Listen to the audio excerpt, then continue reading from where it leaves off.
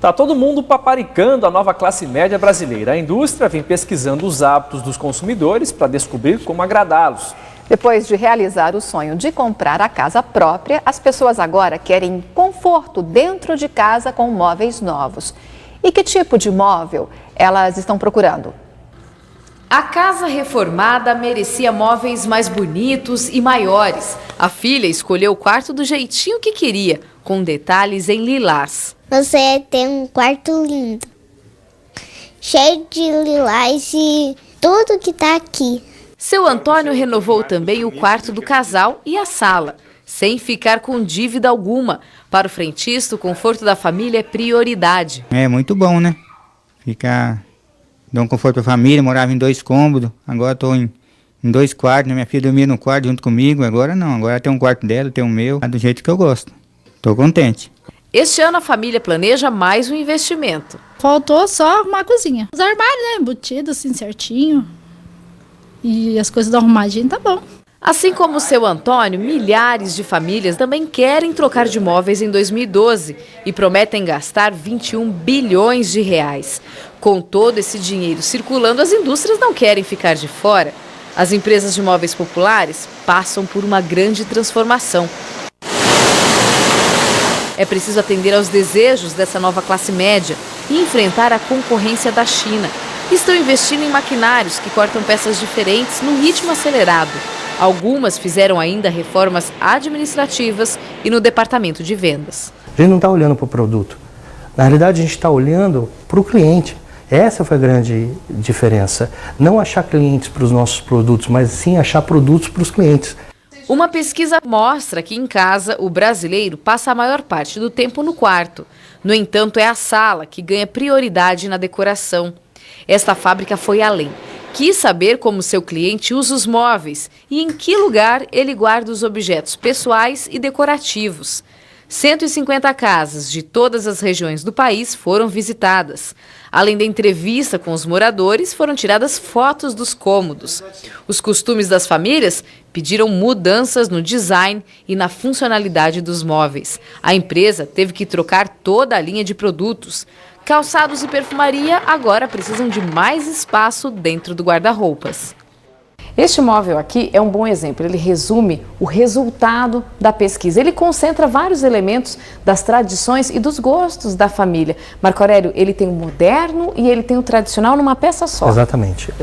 A gente consegue ver a inspiração nas cristaleiras da vovó, é um espaço para se colocar desde artigos de cristal ou mesmo artigos de decoração, como porta-retratos, ou mesmo artigos religiosos, está muito presente na casa do brasileiro.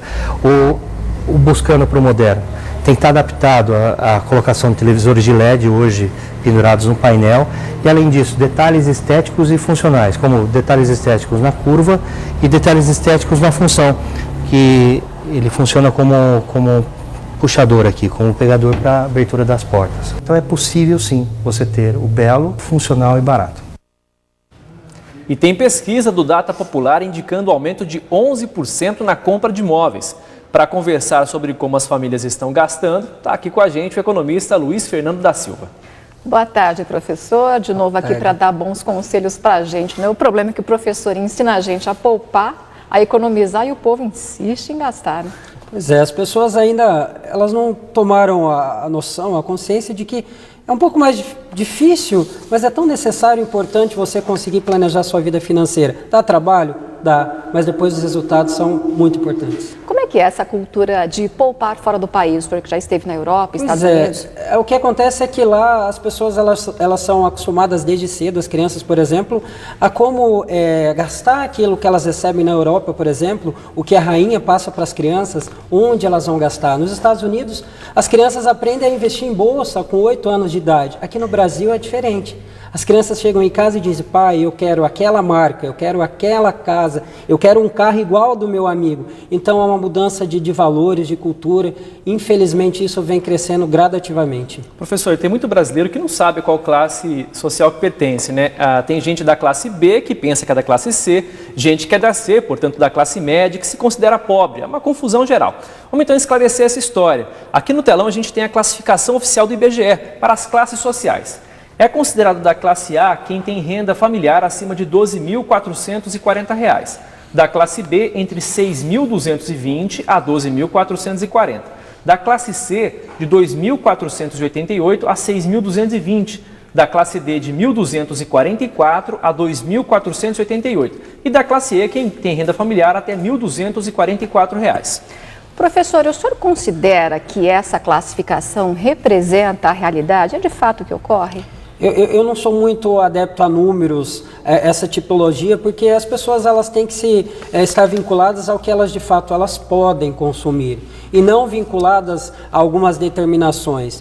Na verdade, eu sou sempre da seguinte opinião: eu preciso viver a minha realidade dentro daquilo que eu posso, independente da minha classe social, independente do quanto eu ganho. O mais importante é o quanto eu posso gastar de acordo com a minha realidade. Se eu sou da classe A, da classe B, da classe C, o que importa é eu saber o que eu posso dentro daquela situação em que eu me encontro. E as pessoas, na verdade, eu até acredito que elas saibam, mas para elas não é importante. O brasileiro, ele é muito imediatista. Ele quer consumir hoje, independente de como ele vai pagar amanhã. A gente mostrou um bom exemplo na reportagem que a Maíra conheceu o seu Antônio. Ele tem o dinheiro para comprar televisão, vai lá e compra. Guarda o dinheiro, compra o guarda-roupa. Está juntando dinheiro para fazer a cozinha agora. É esse o caminho, é guardar para depois gastar? Na verdade, você se policiar, planejar como que você vai gastar o seu dinheiro. Primeiro que as pessoas perderam a referência do dinheiro. Parece que está tão fácil ganhar dinheiro e nós sabemos que não é isso que acontece. Então, o impulso, o imediatismo faz que as pessoas consumam de forma descontrolada. O caso específico mostra que o mais viável é isso mesmo, eu me planejar, me organizar e eu comprar de acordo com o que eu posso e melhor de tudo é eu poder estar tranquilo com aquilo que eu adquiri e aberto a novos investimentos. Falando em gastança, professor, vamos ver então aqui no telão como é que as famílias paranaenses vão gastar mais dinheiro este ano. Nós separamos alguns dados aqui. O maior aumento em relação ao ano passado será com viagens. Esse tipo de despesa vai aumentar quase 20%. Serão 3 bilhões e meio de reais com esse item só aqui no estado. O segundo lugar ficou dividido entre a educação privada e a saúde. O aumento com gastos em mensalidade, material escolar, planos de saúde e exames será de 17%. O estudo é da IPC Editora e foi publicado nesta semana pelo Jornal de Londrina. A pesquisa revela ainda que o consumo no estado deve alcançar 170 bilhões de reais esse ano. Professor, pelo que o senhor conseguiu perceber, o paranaense vai gastar direito e bem o dinheiro este ano?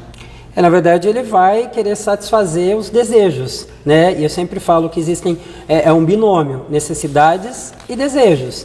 Necessidade é algo indispensável, né? Eu não posso protelar muito. Nesse caso aí, o que deve ser prioridade, então? Nesse caso, tem que ser prioridade aquilo que é importante para ele, para o desenvolvimento profissional, para o desenvolvimento familiar, educação, acima de tudo. Essa mudança de valores que eu ainda não consegui entender por que as pessoas deixam isso para segundo plano. Interessante viajar, todo mundo merece viajar, todo mundo merece ter férias, mas eu preciso pensar no depois, e depois da minha viagem, e depois dos meus gastos com os meus desejos. Será que eu vou conseguir trabalhar em paz? Será que eu vou conseguir prosperar? Porque quando a pessoa está com muitas dívidas ou desequilibrada, isso afeta o psicológico, afeta todo o trabalho que ela vem a desenvolver. Isso é muito importante.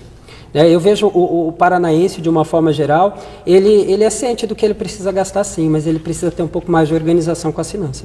Professor, que dicas o senhor daria para que a pessoa administre o orçamento dela? Quanto gastar no que é prioridade?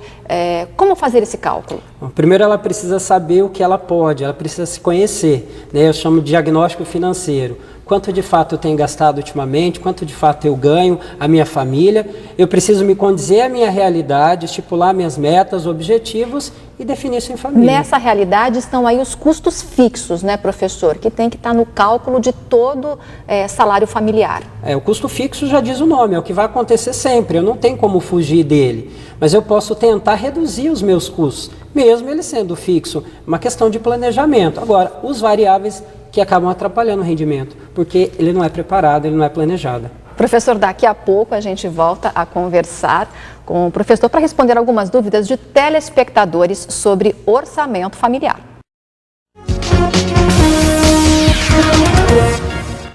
Dados do Banco Central mostram que 22% da renda das famílias brasileiras está comprometida com o pagamento de prestações. É o famoso carnê, que há 7 anos comprometia 15,5% do orçamento, bem menos do que hoje. O brasileiro está endividado e a situação mais complicada é para quem tem renda familiar de até R$6 mil. A inadimplência também aumentou. Mais de 7,5% dos devedores não pagaram as contas em abril. São cerca de 39 bilhões em contas atrasadas há mais de 90 dias. A gente volta a conversar então com o economista Luiz Fernando da Silva, que está aqui no estúdio com a gente. Professor, o que esse endividamento pode trazer de consequência para a economia brasileira? Bom, acima de tudo, isso pode gerar um certo nível de desemprego. Por quê? Porque as pessoas endividadas, elas acabam tendo uma produtividade muito menor. E nenhum colaborador, nenhum empresário vai querer ter um colaborador assim. Num segundo momento, isso pode gerar o quê? Uma queda até mesmo no consumo, porque vai chegar um momento em que as empresas, o comércio vai evitar de vender para essas pessoas, embora eles ainda consigam. O que mais me admira é que as pessoas com dívidas no SPC conseguem comprar ainda mais. Inadmissível isso. Então isso vai gerar uma queda na economia do país, com certeza. Para a família também é bastante complicado, né? Porque o que ela tinha em caixa já não tem mais, e aí? Na verdade, em alguns casos, nunca nem tiveram. As pessoas hoje vão casar e não fazem um planejamento de casamento, dos filhos. Em outros casos, a família se vê totalmente desestruturada e isso vai prejudicar principalmente o relacionamento conjugal. Professor, a gente foi para as ruas hoje cedo para ouvir algumas perguntas dos telespectadores. Vamos ouvir então o que disse a primeira telespectadora do jornal. Vamos lá. Eu comprei o carro em 60 vezes, quanto que eu posso comprometer do meu salário, né? Quantos por cento da parcela? A gente compra, não sabe, né? Se está certo, né? Está errado. A senhora comprou porque as parcelas ficariam pequenas, então isso ficava pequena e cabia no bolso da gente, né? Porque se vai fazer uma coisa a mais, não dá, né, para pagar, daí não compensa, né? Também. E aí, professor? Eu até estou dando risada aqui, isso é muito comum.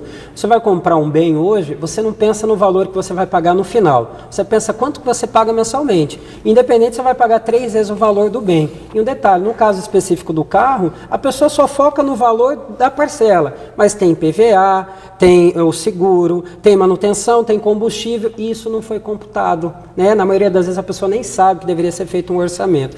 Por isso que ela acaba se endividando. Temos mais uma pergunta. Em que situação que é bom para mim pegar um empréstimo, fazer um empréstimo consignado e em que situação que é bom para mim não pegar?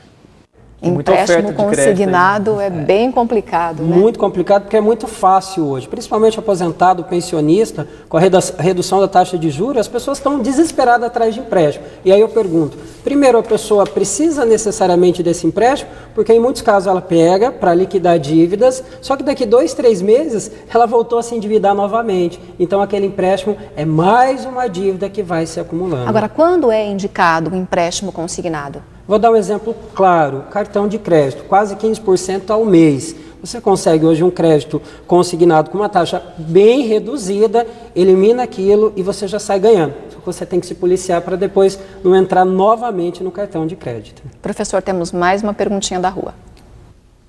No cartão de crédito, estou pagando a fatura completa. E se eu pagar o mínimo, estou fazendo certo, ia dar algum problema? Queria uma orientação.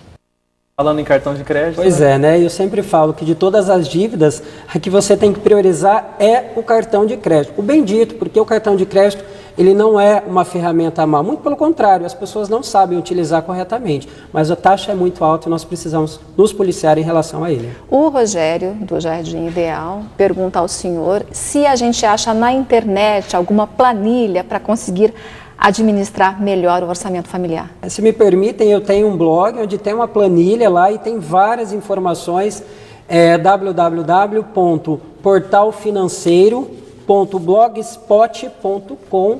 E aí, Rogério, quem se interessar, tem uma planilha lá de controle de orçamento doméstico, tem várias dicas, um e-mail para contato, que puder ajudar, nós estamos à disposição. Vamos reforçar só então o endereço do blog de novo, professor? É www.portalfinanceiro.blogspot.com. E a última mensagem para que as pessoas que estejam em casa compreendam o que o senhor quer dizer, né, no fundo. Temos que criar o hábito de poupar.